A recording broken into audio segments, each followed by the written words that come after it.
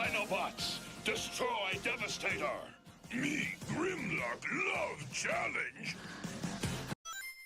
So I don't think it'll be a surprise for you to hear that I think the Studio Series Dinobots are all great, right?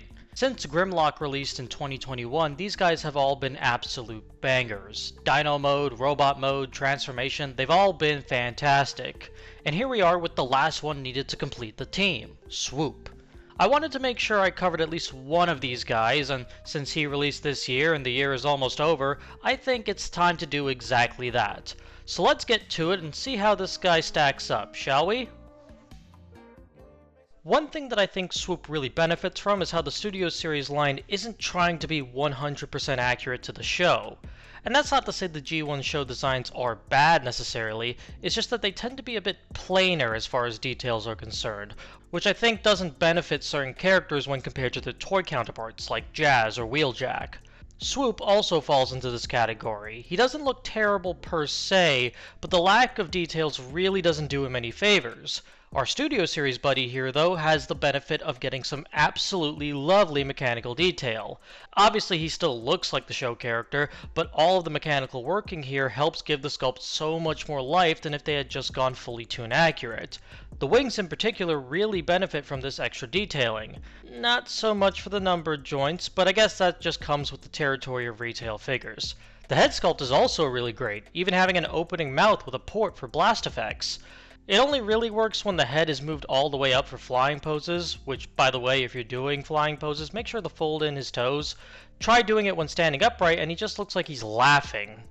Actually, that makes me wonder, what would Swoop find funny anyway?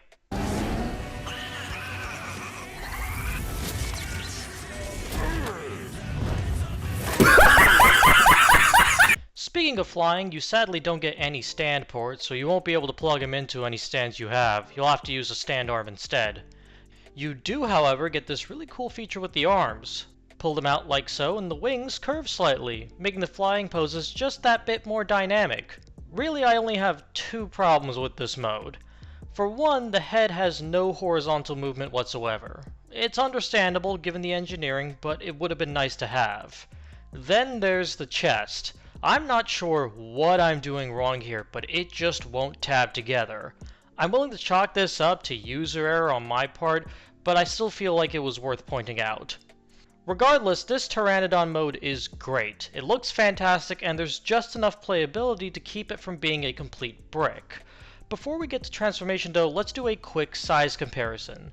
Swoop in Dino mode sits at about 17 centimeters to the tip of his head, with a wingspan of around 33 centimeters. He's suitably large when put next to other Transformers, which is good. It's the whole reason the Dinobots are all leader class figures to begin with, so that they properly scale with the rest of the cast.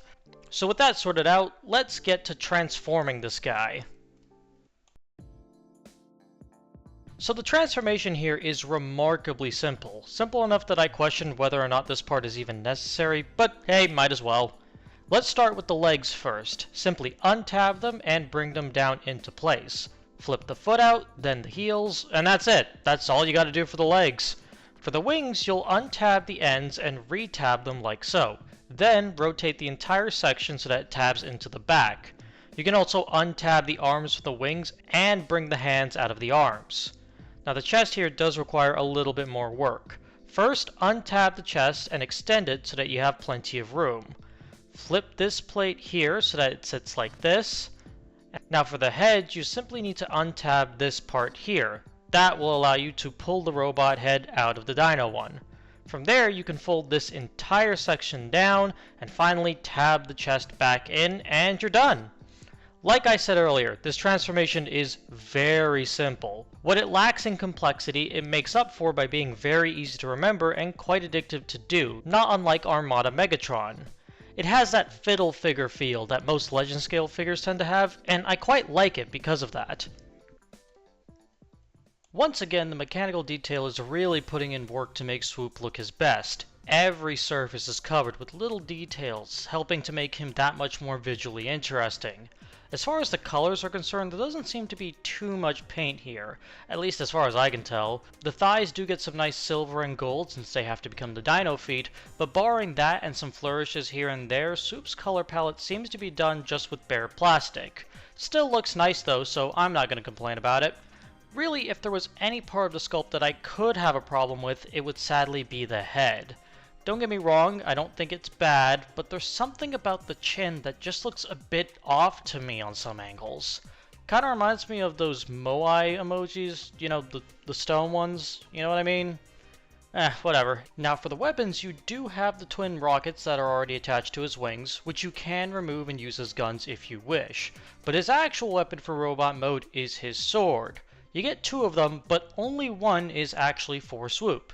The other is for Studio Series Grimlock, who didn't come with the sword initially, just his gun and a less than satisfying wheelie. Nice to be able to finally get that, and thankfully Swoop doesn't lose out on anything either. Everything that you would expect him to have, he does have. He just so happens to come with a little extra for his leader. And that's nice. This is also true of the articulation. It's the standard generation style we've come to know. Honestly, not much else to say here. I suppose I'd prefer if the elbow had a deeper bend, but we still get a really good range out of the knees, ankles, and shoulders, so I can deal with 90-degree elbows. The waist also doesn't get a full rotation, but that's just due to the nature of Swoop's design, and you still get good range out of it, so again, not a big deal. At the end of the day, Swoop's robot mode, like the Dino mode, is simply excellent. Time for another size comparison. Swoop's robot mode sits at around 22 centimeters tall. Once again, he's suitably large, further justifying the leader price point, so you should have no problem sticking him with your other Autobots or Decepticons for that matter. As I said at the start, the Studio Series Dinobots have all been great, and Swoop here is no exception. Both modes look fantastic, looking like the G1 version without being completely beholden to that show design, with great articulation, accessories, and overall playability making for a fantastic figure. If you're trying to complete the Dinobots team, he won't disappoint, and if you haven't started collecting them yet, then go ahead and start with this one. He is absolutely worth it.